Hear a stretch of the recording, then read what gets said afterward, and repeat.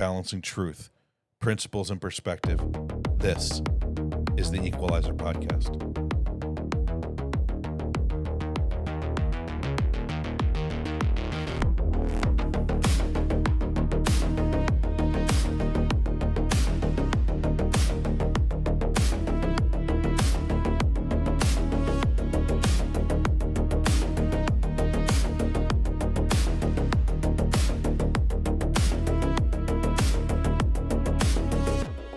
Welcome to the EQualyzer, where we break the narrative, follow the money, and tell you exactly what's going on, whether they like it or not.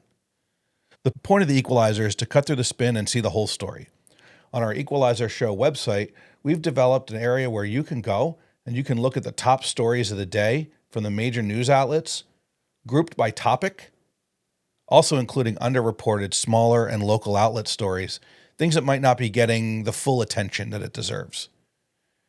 If you take a look at some of the larger stories, you'll see they're grouped into clusters. These clusters gives you an opportunity to look at the various sources that have reported on the topic. They give you an opportunity to look at a bias breakdown. So when you look at the coverage overall, does it lean conservative? Does it lean liberal? Is it more neutral? We give you a spin detector so you can see what you're not supposed to see. We also give you a fact checker, where we go across the entire cluster of stories and we check the facts. Are they misleading? Is there a missing context? Or are they just really accurate? We also have an ideological positioning for each cluster. In this case, what we do is we look at the individual outlets that are reporting, and we check to see if those outlets are first accurate, and then whether or not they're biased towards one ideological position or another. We also validate that against the founders' baseline. What did the founders of the American Republic actually believe, and where would they position themselves? We give you a narrative comparison where you can see the left-wing narrative, the centrist narrative, and the right-wing narrative. We also break down any Doge or fraud intelligence that might be associated with each of the different story clusters. Finally, we include all the individual stories that are in the cluster so that you can take a look at them for yourself and you know where they came from and when they came through. In addition, what we've done is we've created an outlet score section. And what this outlet score section does is it takes a look at the various different news outlets as we pull in stories and we get the bias ratings from each of the individual stories. We position them on a chart, which looks at their lean versus their accuracy. So, for example, if I wanted to look at Fox News, I can see that they lean 50% conservative, and their accuracy is about 22%, meaning they have a lot of facts to check. If I look at a place like CNN, I see that they lean about 50% liberal, and they have a very low accuracy based on the stories that we've pulled in. Now, this will ebb and flow. It'll change from time to time. Some sources we only have a couple of stories for right now. Some sources we have several stories for right now. And over time, these things will start to flesh out a little bit more. But this is a place where you can go and see if the outlet that you're following is following a certain bias or not. It's very important as we look at the world that we live in today. One of the things that we really need to be focused on is where are we getting our news? And is that news feeding us something? Because what we do here on the EQualyzer is we talk about truth. We talk about perspective. We talk about honesty. What we don't talk about is the spin that the media wants us to hear. If you want that, you can find that elsewhere. But here, we're checking the facts, and we're calling it like it is, balls and strikes. Now, I want to talk to you today about something that we're all seeing and we're all feeling, and it doesn't seem logical. And that's because it isn't. We drive by gas stations everywhere, and the price per gallon just keeps going up. I mean, here in rural PA, south of Lancaster, it's hovering around $4 a gallon. When just a few weeks ago, we were nearing $2.60 a gallon going down. And every news station, social media feed, and talking head has a different take on the reason why. You'll hear things like, it's because Donald Trump started another Middle East war. Iran closed the Strait of Hormuz and 20% of the world's oil can't make it through without being bombed. Prices are high because big oil sees a way to exploit us and make us all pay more money. Or speculators, it's speculators driving up the price to make Wall Street more money. The equalized truth is they've all got part of the story, but they screw it up with their opinions. So let's look at the facts. There is a war in the Middle East, and Donald Trump did start it. Certainly hasn't been declared yet, but Donald Trump started a military action in the Middle East. That war is affecting safe passage of ships through the Strait of Hormuz. I mean, who wants to sail a ship through an active war zone? Not all oil is the same. There are several types of crude classified by weight, that's density compared to water, and sweetness, which is the sulfur content. You've got light sweet, found in West Texas. So all you landman fans, that's what they've been pumping out of the ground. All the way to extra heavy sour found in Venezuela. And each type takes a different process to refine and produces different byproducts. So let's talk about oil prices globally. Whenever something kicks off, the prices spike. Take now, for example. We, America, are energy independent. We have enough oil and gas to sustain us for years, even with our growth, without buying much, if anything, off the world market. We don't operate that way, but we could. And I understand the general supply and demand arguments. I understand that a situation that restricts the delivery of 1/5 of the world's oil is a shock to the system. But even with that factored in, the spikes and jumps are just wild, and it feels speculatory. Not to mention the long-term dynamics. I mean, Trump just freed up Venezuelan heavy crude to hit the market, sans sanctions, with Maduro gone. Strategically, if I might add. And yeah, refining that stuff is not something everyone is set up to do today. I get it. But it's still going to offset the market shock of the war, right? I mean, couple that with the U.S.-backed insurance for vessels, multiple nation escorts, and heavily degraded Iranian coastal and naval assets. Surely these facts, which are facts, would tamp down the speculators. No? We're not wrong to feel like something's off. What we're picking up on is real. But it's not just speculation, and it's not just fundamentals either. It's a layered system. Let me break this down cleanly, because this is where most people get tripped up. We're thinking, if supply isn't actually gone and replacements are coming, why the hell are prices spiking like this? The answer is pretty simple. Oil prices don't reflect current supply. They reflect future risk-adjusted supply. And that's a whole different game. Even if the U.S. imported 0 barrels tomorrow, U.S. refiners still price oil off global benchmarks. U.S. producers still sell into the highest global bid. And gasoline and diesel prices follow global marginal pricing. So, you don't get cheap American oil just because it's in Texas. You get whatever the global market will pay for the next marginal barrel. So what's going on right now? The war premium is real and it's intentional. Right now, the market is pricing in a risk scenario, not a current reality. 20% of global oil flows through the Strait of Hormuz. Tanker traffic has already dropped massively, and Iran is threatening infrastructure across the Gulf. So traders aren't asking, is oil flowing today? They're asking, what are the odds this gets much worse next week? That what if gets priced in immediately. Right now, the market is adding a risk premium on top of the fundamentals.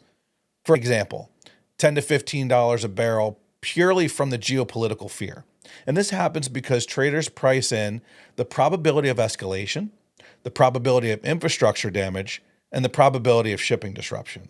And this is why prices can overshoot fair market value by $20+ per during crises. So yeah, our this feels speculative instinct is partially correct, but it's structured speculation, not random chaos. The spike is about fragility, not just volume. This is super important. If we replace the oil with additional domestic production, releasing strategic reserves, Venezuelan sanctions lifted, shouldn't that calm things down in a normal supply disruption? Yeah, but this isn't normal. This is the choke point risk. The Strait of Hormuz disruption is about 7 to 10 million barrels a day that are impacted. That's not just supply loss. That's logistics collapse risk. Even if Venezuela ramps up, the U.S. increases output, and Iraq exports more, none of that replaces instant, reliable, cheap Gulf flow. It's different oil, different routes, and different timelines. We can literally have a surplus and still get a price spike. That's happening right now. Oil futures are rising even with surplus barrels sitting offshore. Prices are up because of fear of disruption, not actual shortage. That's not a bug. That's how the system is designed. So far, we've said Venezuelan crude's coming online, U.S. security guarantees are in place, Iran is weakened. So why isn't that calming the markets? Well, here's the hard truth. Markets don't price what's likely, they price what's catastrophic. Even if there's a 90% chance that everything stabilizes, even if it's only a 10% chance of Hormuz disruption or infrastructure hits, that dominates the pricing because roughly 20% of global oil flows through that choke point. A real disruption is a global economic shock. So the market says, I'd rather overprice that risk than get caught underpricing it. Markets price speed, not just supply. Here's the part that people underestimate. Oil markets are brutally sensitive to timing. We think in terms of total supply. Markets think in timing and flow terms. Venezuelan crude is heavy, needs specific refineries, and scaling up takes time. The war disruption is immediate, impacts transport routes, and hits light, globally fungible crude. These are not interchangeable on a short timeline. So even if Venezuela eventually offsets the supply, it doesn't solve the next 30 to 90 days of risk, and that's exactly what markets are pricing. Yes, speculation absolutely amplifies this. Our suspicion is 100% right here.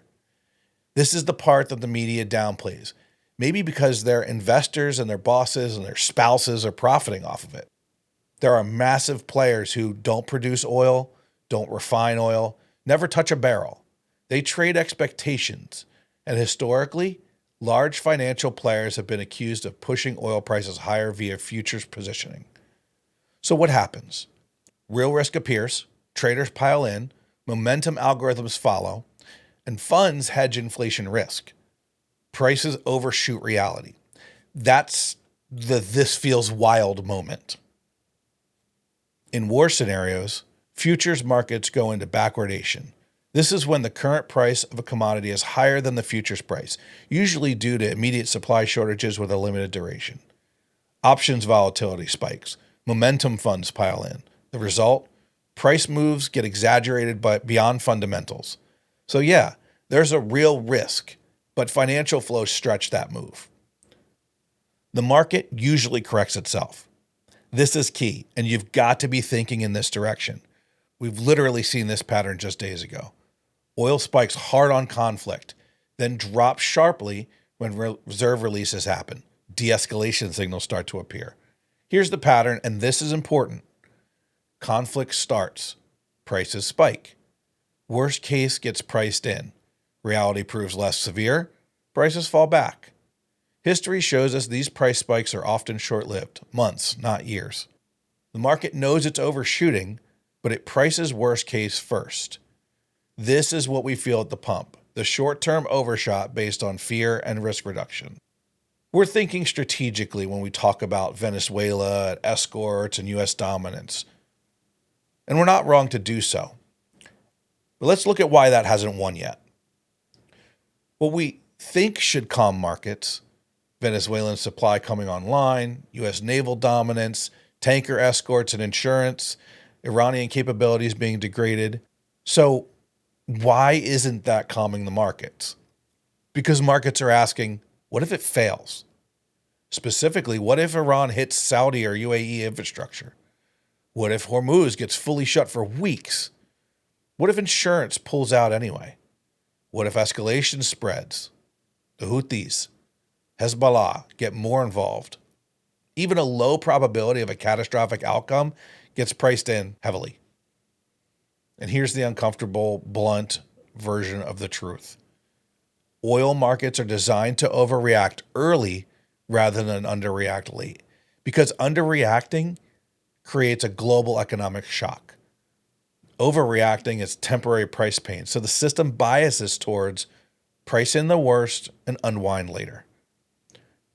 What we're sensing is the gap between the physical reality, barrels, and the financial reality, the risk pricing. And during war, that gap gets huge. You're saying, shouldn't these stabilizing factors tamp down speculation? The honest answer, not yet, but they will. Right now, the market is pricing uncertainty. Once we see sustained tanker flow, no major infrastructure hits, stable export volumes, the war premium will collapse fast. The bottom line here, it's true on multiple fronts. Yes, the supply line replacements are there. And, between our production increases and Venezuela coming online, that will help. Yes, the U.S. is energy independent and we're dominating the war front. Yes, the security measures should stabilize flows. Yes, speculation is amplifying these moves, but we're underweighting one thing. Oil markets are brutally risk averse to catastrophic disruption. So they spike early, they overshoot, and then they correct later. Now, let's talk about how you can spot the recovery. And here's the flip point. There's a moment when the market stops asking what could go wrong and starts asking what's actually still working. That shift usually happens before the headlines catch up. But if you know what to look for, you can actually see it in real time. So what do you watch? The panic starts to fade at the front. When the fear is running the show, the right now price of oil shoots up the fastest. That's traders basically paying a premium to protect themselves today. When that starts to ease, even a little, that's the first signal. Okay, maybe the worst case scenario isn't happening. The fear gauge cools off first. Before oil prices drop, the fear of oil prices drops. Think of it like this. People stop betting on disaster, even if prices are still high. That's the market quietly saying, we don't think this is going to get much worse. When tankers start actually moving again, this is the big one. Not speeches, not press conferences, ships moving through the choke points. The moment oil tankers start getting through places like Hormuz again, even in small numbers, the market reacts. Because at the end of the day, if oil's moving, the system's still alive. Shipping costs stop going crazy. When things are really bad, insurance spikes. Shipping costs explode. Everyone is pricing in risk. When those stop climbing or start coming down, that's a huge signal. The crisis may not be spiraling anymore. The backup plans start actually working. You'll hear a lot of, we can reroute oil. We have alternative pipelines. The market says, cool, prove it. The market doesn't care about announcements. It cares about barrels actually showing up somewhere else. When those alternative routes consistently deliver, that's when confidence starts to come back. Companies start acting normal again. When things are bad, shipping companies cancel routes, supply chains freeze. When those same companies start saying, all right, we're back online, that's when the system starts stabilizing for real. The market says this is temporary. Here's the subtle one.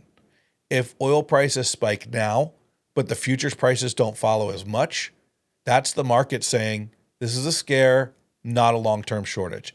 And that's usually right before things start correcting. Now, the Venezuelan oil helps, but here's the catch. That's a medium-term fix, not a right-now fix. It's heavier oil, slower to ramp production, and harder to process. So it helps balance things over time, but it doesn't calm a market that's worried about this week's tankers. So what's the actual flip signal that you should be looking for? The turn happens when ships are moving, costs stop rising, and panic around right now starts fading, all at the same time. That's when the market shifts from fear to reality. Here's the part that people don't like. The market doesn't reward logic, it rewards proof. Until traders see oil moving, routes holding, and systems working, they're going to keep pricing in disaster. But the second they believe things are stable, that war premium can drop fast and hard. And we've already seen it. Prices pulled back the moment even a few ships made it through. Now I want to talk to you about some blowhards. You know, the people that think they're so self-important that everybody needs to listen to them. Okay, I might be one of them, but we'll find out. I want to talk to you about some specific blowhards. What I don't want to do is discount them. People tell you what they're going to do, and you should listen to them. When people say they want to kill you, you should believe them. The blowhards in specific that I want to talk about today are James Carville and the View Girls, Tucker and Candace Owens, and Susan Rice. And as we walk through this, I think you'll get a sense that they're really representing three different groups, and some of those groups are scarier than others. I'm going to start with James Carville. As a fellow former Marine, I appreciate Carville's service to our country. Even though he's a Pogue radio operator who never saw a forward area, props to his brother who did though, I still respect his service. Pretty much everything since he got out of the Marines, not so much. Let's take a look at the most recent profanity-laced tirade that he's gone on. You're right. I got Trump derangement syndrome. I hate the motherfucker. And you know what? I don't want to get rid of it. I don't want to get better. I want to get worse. I want to hate him more. I pray to God in heaven, God reign the righteous reign of Trump derangement syndrome. Pray for me, Lord. I'm your vessel on this earth. Pray for the people that listen to this. We want more. We want to hate the son of a bitch so much that we can't see straight. Wow, this guy is unhinged and unhappy. I'm not sure if he hates his wife or what it is, but he's just so angry that it's almost sad. He's an example of the chihuahua that barks incessantly but is easily solved with a boot to the face. I'm not advocating for kicking dogs. It's just a metaphor. Now I want to talk to you a little bit about The View. These hideous hags are another example of chihuahuas. It's no secret that they argue to an echo chamber of angry liberal women. The announcement of an upcoming hiatus is surprising but warranted. See, unlike Bill Maher, who consistently invites conservatives and those he disagrees with onto his show, The View has a 102-0 record of liberal to conservative guests and spends a ridiculous amount of time attacking anyone to the right of Bernie Sanders on their little bitch fest. How about this gem? Basically, we are sending people in to lose their lives. Yes. Because we've seen how fighting goes. We knew we shouldn't have gone into Afghanistan. We knew that. Right. And they decided to do it anyway. So now we're in the same position with someone who doesn't seem to care that human beings are being sent to war. Right. Yeah. That people's sons and daughters. Yeah. His kids aren't going. Right. No. You know? Wild, wild, wild work, Whoopi. Listen, everyone's allowed to have their own opinions. Freedom of speech, I get it. This is recklessly stupid. First of all, the idea that Donald Trump doesn't care about sending troops into war is insanity. I don't know Donald Trump personally, but I know enough from watching him to know that he cares whether or not people make it out. And I don't think he's sending anybody overseas lightly. And the idea that there's no plan, that's asinine. I have personally laid out the approach taken to prepare for this and why, overall, Donald Trump and the administration is doing this. But I'll do it again. This administration holds almost daily briefings with the press. Fox carries them live. The other networks carry portions. They are being transparent. The administration's publicly stated goals across official statements from Trump, the DOD, and the State Department. The messaging has been remarkably consistent on military objectives, military goals that we have for the Iran conflict. Eliminate Iran's military threat, destroy their missile launchers and stockpiles, cripple the defense industrial base, neutralize the enemy. This is the core operational mission. Prevent Iran from getting nuclear weapons, permanently deny their nuclear capability. This is the headline justification and the one that is repeated most across all sources of the administration. Defend the U.S. and its allies. In his initial address, Trump framed the war as eliminating imminent threats to Americans and our allies. This is the legal and political framing. Degrade Iran's proxy network. Reduce support for Hezbollah, the Houthis, and regional militias. Cripple Iran's ability to project power regionally. We want to destroy their navy, limit control of shipping lanes, and reduce the ability to disrupt oil flows. Those are the military goals. They've been stated several times, and they're very clear. The idea is to push the regime towards collapse. Let's talk about the State Department goals. The idea is to push toward regime collapse without an invasion. The strategy that has been discussed publicly is pressure from an air campaign, relying on internal instability, the protests in the streets, an economic and political collapse that ultimately leads to regime change without us having to nation build. To Whoopi's point, going into Afghanistan was a problem because we didn't look at it from this perspective. We didn't look at it and say, Afghans, take over your own country, because the Afghans already controlled their country. The problem was they didn't like us very much. In this case, we're dealing with a large portion of the Iranian public that wants regime change. And this government, the Trump administration, is saying, well, we're going to help you get it. There's never unconditional surrender. War Secretary Pete Hegseth said the war will end on our terms. And that signals that we're not rushing to a ceasefire and we're not prioritizing diplomacy right now. The threat remains, and until it's gone, we're not going to end the war. So what's the real strategy if we read between the lines here? If you synthesize everything, the real actual strategy is likely something like this. Phase 1, cripple Iran's missiles, navy, and infrastructure. Phase 2, create internal stability, economic collapse, and pressure on the leadership. That's already kind of there, bubbling. And then phase 3, either the regime weakens and collapses internally, or Iran capitulates strategically, but all without a U.S. ground invasion. And so I say to the ladies of The View, if you don't know what you're talking about, don't talk about it. Of course, they're not going to listen. And again, they fall into that Chihuahua class. Now I want to move on to another class that's different. I want to talk about Tucker Carlson and Candace Owens and other far-right influencers that are pushing this. Israel dragged us into this narrative. I really have no idea what their reasons are for saying this. I mean, I've listened to their ramblings, but there's no coherent factual narrative to back up their claims. And as you know, on the EQualyzer, truth requires facts. I know that Tucker and Candace have been offering more and more anti-Semitic takes over the years. They've long been controversial, and that's fine, I guess. I mean, Candace lost me entirely when she went after a grieving widow. But the equalized truth, the facts don't back up their obsessive stances. Let's go through a few of them. They talk about foreign aid.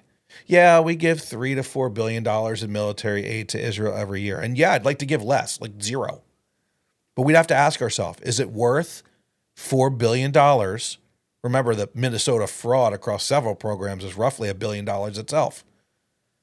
To have Israel as a deterrent to Iran's nuclear and missile ambitions. And what happens when Iran is no longer a global threat? Does that maybe free us up to stop sending that money to Israel? And when Iran were to become, at the very least, a stable member of the region, makes it a little bit easier for us to say to Israel, who's been a staunch ally of ours for a long time, hey, we're going to take some of that money back and spend it on our own country.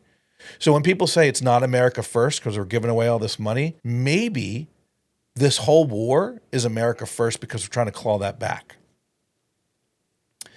They talk about congressional support being overwhelmingly in favor of Israel. They point to Democrats and Republicans by large majorities supporting Israel with aid and military cooperation. Cool. But Israel's also been our lone ally in a destabilized region that, as we know, holds an insane amount of control over energy resources, and thus maintaining stability makes sense. Plus, the reality is that the congressional demographic is made up of largely old white men who remember the Shah. They remember the Suez Canal. They remember the Iranian Revolution. Couple that with the fact that Rashida Tlaib, AOC, Ilhan Omar types are strong voices against Israel and cooperation with them. And this becomes a lack of support for Israeli control and more support for the demographics argument. This is really just a question of demographics. They talk about lobbying and influence. Okay, AIPAC is there. So is the Council on American Islamic Relations, with unrepentant supporters of terrorists lobbying in the halls of Congress. So is Big Pharma, Big Oil, Big War, etc. Lobbying isn't cute. It's not fun. Most of us don't like it. It's also not new or exclusive to Israel. Yeah, they have an influence there. So does everyone else. Might be stronger, but again, that goes back to the demographics. They talk about Iraq and Syria and Iran and how those wars didn't benefit Americans. They only benefited Israel. Well, that's what they say. But do the facts bear it out? Not really. Israel's threats are less from Syria and Iraq than they have been from Yemen, Hamas, Hezbollah, and Lebanon. And yeah, the wars in Iraq, which I served in, and Syria were quagmires, but that has more to do with how we prosecuted those wars than it does any benefit to Israel. In fact, you might say that every time we go to war over there, Israel gets more missiles and rockets raining down on it. We fought those wars to tie, not complete objectives, and as I've just explained, we have solid objectives in Iran and defined goals, which don't include hanging around forever. The bottom line is that this group is a little more dangerous than the Chihuahuas of The View and James Carville. You know where those people stand, and their BS is transparent. With Tucker and Candace and the other right-wing influencers, the calls are coming from inside the house. Let's talk about Susan Rice. When it comes to the elites, the corporate interests, the law firms, the universities, the media, I agree with you, Preet. It is not. It's not going to end well for them. For those that decided that it was, that they would act in their perceived very narrow self-interest, which I would underscore is very short-term self-interest, and take a knee to Trump. I think they're now starting to realize, wait a minute, this is not popular. Trump is not popular. What he is doing, whether on the economy and affordability or on immigration now, is not popular. And that there is likely to be a swing in the other direction. And they are going to be caught with more than their pants down. They're going to be held accountable by those who come in opposition to Trump. This is one that you really have to take seriously. There are three key elements here. An accountability agenda. If you watch the entirety of the interview that she does with Preet, you'll learn that there will be an accountability agenda. That's not vague. That's a stated priority if and when Democrats regain power. We're coming for you. They're going to use congressional tools, preserve their documents, be ready for subpoena. This is very specific. She's referring to congressional investigations, subpoenas, document preservation requirements. These are standard oversight tools of Congress. She says if they didn't break the law, maybe shine a light, have hearings, expose. This is the most important and most controversial part. She's saying even if no laws were broken, Congress can still hold hearings, publicly scrutinize decisions, and create reputational pressure. This is classic congressional oversight and political pressure, but stated very bluntly. These are fully legal tools, subpoenas, hearings, investigations, and public reports. Congress in both parties has used these for decades. But where it becomes aggressive, she's openly acknowledging oversight can be used not just for crimes, but to pressure, expose, and shape behavior. That's real, and a lot of politicians don't say this plainly. The key distinction here, and this is everything, what she's really saying, if you broke the law, we'll investigate. If you didn't, we can still publicly scrutinize you for your actions. What she's not saying, though, is we'll punish you illegally. We'll target you purely for political belief. But this hits differently than some of the earlier quotes because now she's not just implying consequences. She's naming the tools she's going to use, or Democrats are going to use. Subpoenas, hearings, exposure. That makes it feel more concrete and more forceful. What this means in plain English, if Democrats win, corporations and institutions that aligned with Trump should expect investigations, hearings, and public scrutiny.